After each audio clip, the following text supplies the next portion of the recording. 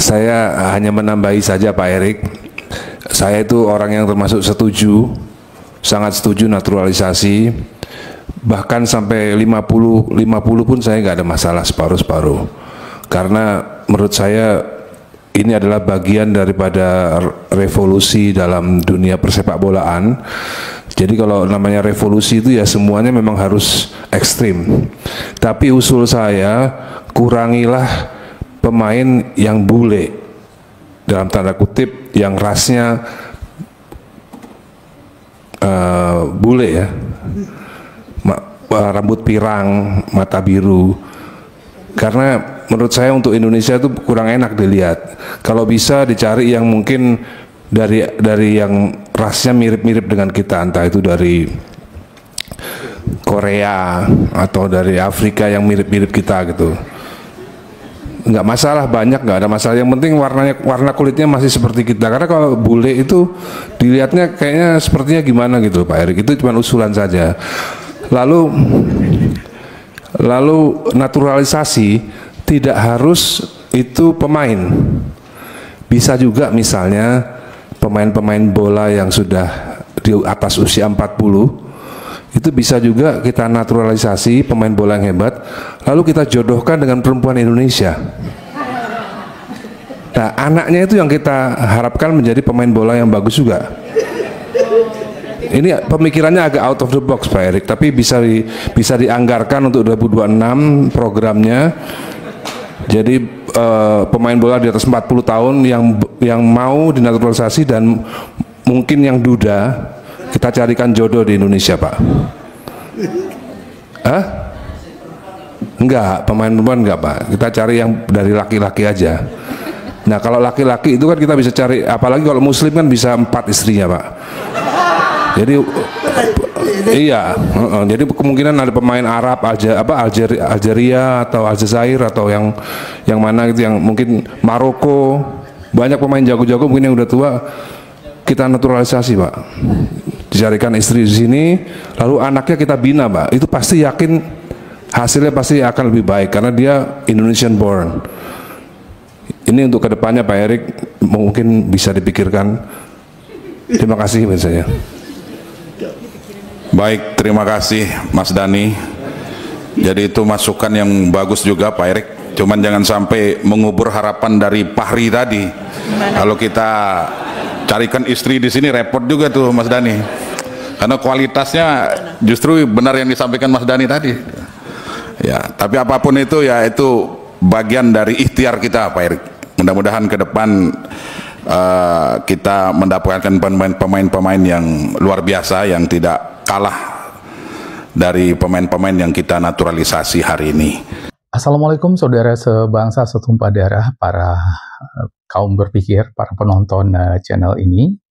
Dan seperti biasa tentu saja kita ucapkan salam makan pagi kepada tetangga kita Bani Sarapan wal Angan-Angan di negeri Malaides yang saat ini sedang kesulitan beras, dan seperti biasa solusi mereka, karena apapun masalahnya Angan-Angan adalah solusinya, sedang besar-besaran mengerahkan para minion untuk menipu diri mereka sendiri bahwa situasi mereka aman-aman saja, stok beras mereka masih melimpah, seperti itu untuk saat ini. Ya, sebagaimana pernah saya jelaskan beberapa kali di video ini bahwa channel ini, channel utama saya yang dulunya merupakan channel untuk membahas apapun tentang Malaides, sebenarnya berkembang dari sini. Dua channel saya yang lain itu berkembang dari sini, tapi kemudian karena channel ini banyak di-report dan informasi-informasi yang saya sampaikan di sini atau sesuatu yang mengkritisi Malaides itu kena tegur oleh YouTube. Jadi channel ini saya jadikan sebagai tempat menyampaikan unek-unek saya atau mungkin video-video yang tidak populer. Jadi artinya karena ini bukan kanal hiburan seperti dua video saya yang lain, tapi di sini membahas hal-hal yang serius. Jadi kurang lebih channel ini seperti dulu blog-blog saya atau esai-esai yang saya tulis di berbagai media. Jadi ini saya menyampaikan di sini, kita berbicara serius di sini, bukan hal-hal yang lucu-lucuan ya atau ledek-ledekan gitu.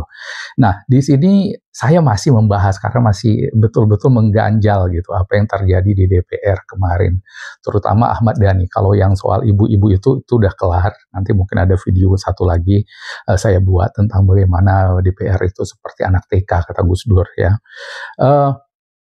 Di sini apa yang disampaikan oleh Ahmad Dhani itu mengganjal karena pertama dia menyampaikan ide yang rasis gitu, yang bertentangan dengan prinsip dari bangsa kita ya, yang dari awal kita itu bangsa ini didirikan itu memang tidak membeda-bedakan ras manusia. Kita tidak sama ya, kita tidak sama idenya mendirikan bangsa ini dengan Malaides yang memang dasarnya itu mereka berdasarkan ras ya, superioritas ras tertentu atau keistimewaan ras tertentu.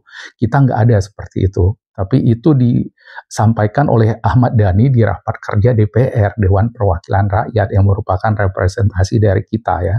Dan di video di Kanal Bola saya sudah sampaikan bahwa ini menjadi seperti Dhani itu meludah ke langit ya, akhirnya kena mukanya sendiri. Karena apa? Karena ibunya sendiri itu bule juga, si Dhani ini yang dia kritik, yang bermata biru juga, berambut pirang juga ibunya gitu. Jadi sebenarnya kalau kita lihat apa dia merendahkan ibunya gitu, atau memang ada orang itu yang kebencian kepada asal-usulnya sendiri banyak gitu. Contohnya di Malaides itu orang-orang yang keturunan Indonesia, coba kita lihat, mungkin ada yang saudara yang sudah menjadi warga negara Malaides, itu rata-rata mereka itu, bukan rata-rata, banyak sekali yang sangat merendahkan, malu dengan identitas keindonesiaannya gitu ya. Karena apa? Karena di Malaides itu memang Indonesia digambarkan itu buruk sekali. Nah, Dhani ini apakah ada kena sindrom seperti itu, kita nggak tahu. Dan kedua, kemudian pernyataan yang sangat konyol itu adalah untuk menaturalisasi mantan-mantan pemain sudah tua dikawinkan dengan orang Indonesia karena nanti anaknya itu akan jadi pemain bola yang bagus gitu katanya, untuk generasi ke depan nanti kita anggarkan ya. Nah, jadi Dhani ini berpikir bahwa bola itu melulu bakat gitu ya, dan anak dari pemain bola yang bagus itu akan menjadi pemain yang bagus. Padahal realitasnya kita lihat di dunia jagat sepak bola dunia ya, jarang sekali anak pemain bola yang bagus itu bisa tampil sebagus bapaknya, gitu ya. Kita lihat ya, direktur atau penasehat teknik ke tim nasional kita sendiri, Jordi Cruyff. Dia cukup bagus memang, tetapi tidak pernah mencapai potensi bapaknya. Atau anak dari Patrick Kluivert gitu. Dia semua anaknya itu pemain bola ya, tapi satu cuman yang jadi beneran bagus itu Justin Kluivert. Tapi itu pun jauh lah dari nama besar bapaknya gitu. Beberapa yang anak-anak pemain bola yang menjadi pemain besar itu biasanya bapaknya dulu nggak begitu bagus di karirnya. Ya contohnya seperti Erling Haaland. Bapaknya juga dulu pemain bola, tapi nggak sebagus bapaknya gitu. Atau yang agak lumayan itu mungkin Kasper Schmeichel ya, yang mendekati bapaknya, tapi masih jauh kualitasnya dibandingkan dari Michael Schmeichel dulu ya, bapaknya dulu, Peter Schmeichel, bapaknya dulu. Nah, kalau di Itali, Paolo Maldini lebih bagus mungkin dari Cesare, tapi anaknya nggak ada yang mencapai potensi seperti Maldini. Maradona anaknya nggak ada yang jadi gitu ya. Karena di situ bukan hanya jadi pemain bola ini ya, bukan hanya bermain itu dari segi teknis dan bakat, tetapi juga motivasi gitu. Dalam satu wawancara, Cristiano Ronaldo ditanyakan bagaimana dengan anaknya. Kalau secara teknis katanya dia fasilitas lebih bagus jelas daripada saya dulu, bagaimana dia berlatih, bagaimana ini. Tetapi yang saya khawatirkan itu, kata Ronaldo, itu rasa lapar, kata keinginan untuk sukses itu. Dia nggak merasakan seperti yang saya rasakan dulu, bagaimana saya itu termotivasi untuk sukses, keluar dari kemiskinan, membantu kehidupan orang tuanya jangan begitu lagi sampai tua. Motivasi seperti itu yang membuat, jadi hal-hal di sepak bola ini nggak bisa kita hitung seperti matematika, kalau ini bagus menjadi bagus gitu, atau di Indonesia sendiri gitu. Anaknya Jepsen F. Thiago itu lumayan bagus gitu, tetapi jauh dari potensi bapaknya gitu ya. Anaknya Christian Gonzalez nggak ada yang jadi pemain bola gitu. Nah, jadi motivasi-motivasi seperti itu, lingkungan yang membentuknya nggak bisa kita ciptakan serta-merta gitu ya. Dan itu juga berlaku di bidang yang lain sebenarnya ya, di bidang yang lain, bukan hanya sepak bola.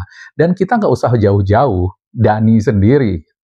Kita lihat Dani sendiri. Ya, lihat keluarganya sendiri seharusnya dia kalau mau ngaca ya. Dia siapa yang meragukan kapasitasnya sebagai salah satu musisi terhebat di Indonesia. Istrinya juga termasuk jenius sebagai musisi, Maya, ya, mantan istrinya Maya, yang sekarang menjadi reguler, menjadi juri Indonesian Idol gitu ya, kapasitasnya musik. Tapi lihat anak-anaknya Ahmad Dhani gitu, mulai dari Al, El, Dul, ya Dul lumayan gitu, tetapi mediocre pun enggak gitu. Sebagai artis, Dhani umur 19 itu udah bikin lagu pertama Dewa, udah meledak ya. Jadi banyak hal, banyak faktor gitu, bukan cuma bakat di situ.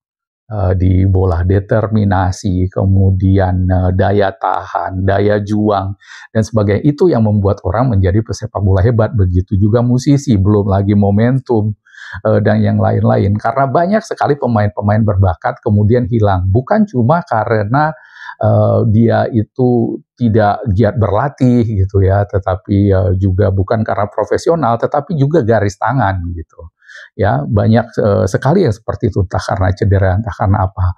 Kalau yang paling dekat contoh di Indonesia ini Bagus Kahvi, kurang profesional apa dia berlatih begitu semangat, motivasi, tetapi kadang-kadang kesalahan mengambil keputusan ketika dia keluar negeri, dia patah kaki, dan akhirnya karirnya mentok seperti itu. Bukan karena dia sombong, bukan karena dia itu nggak berlatih gitu, itulah permainan sepak bola.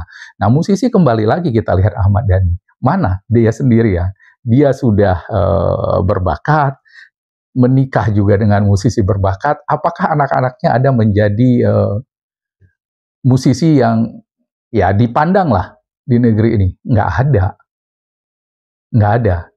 Jadi kadang-kadang kita itu seperti itu ya, biasa.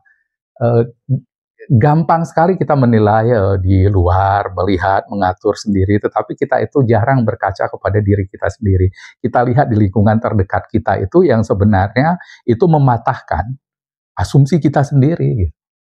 Itu Ahmad Dhani. Coba lihat anak-anaknya.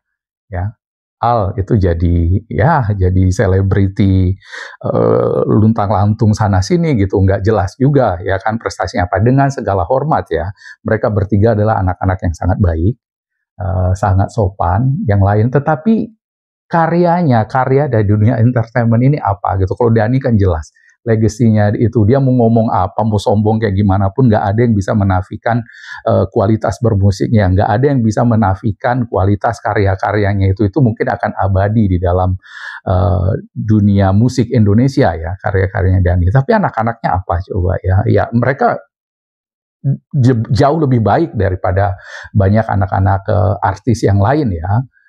Mereka itu bisa mandiri, ya jadi influencer, jadi kemudian diundang ke sana sini gitu. Tetapi karya yang mereka jadikan yang bisa menjadi diwariskan ke generasi lain, legacy mereka nggak ada anak-anaknya gitu. Padahal mereka jauh usianya sudah di atas Dhani ketika mengeluarkan album pertama Dewa. Ya, itu kita lihat. Ini yang terjadi di sini ya.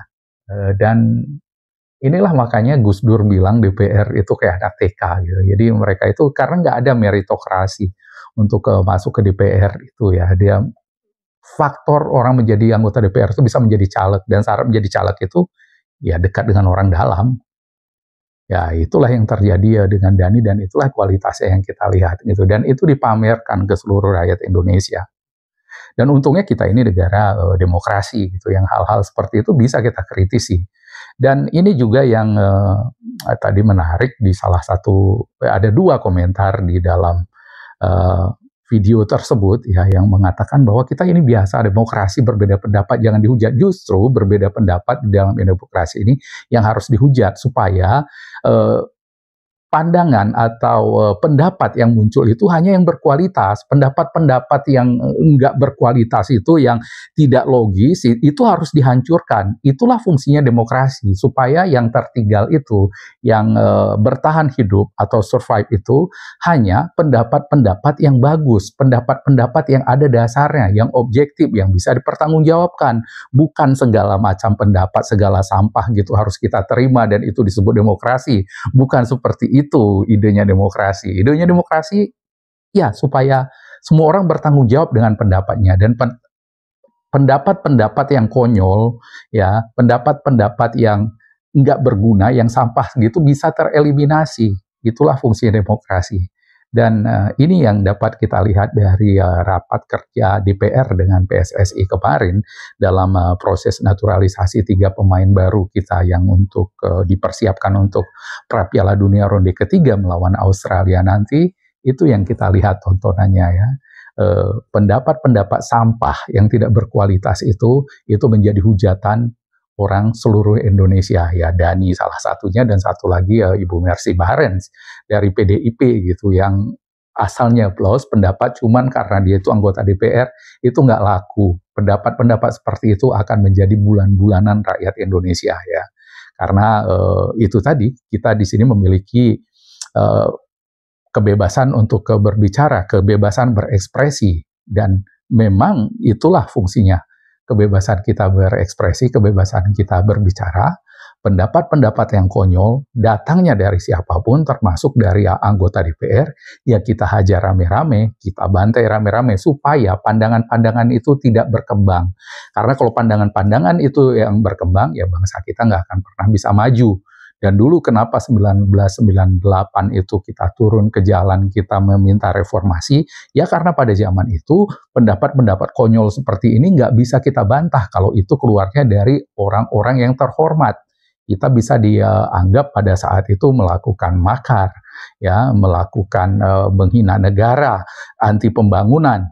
Dan itu membuat kita tidak berkembang pada saat itu. Tidak ada kelas menengah gitu, yang ada orang kaya dan orang sangat miskin, ya, di zaman itu. Bayangkan, kita punya motor aja gitu di sekolah cuman orang-orang kaya.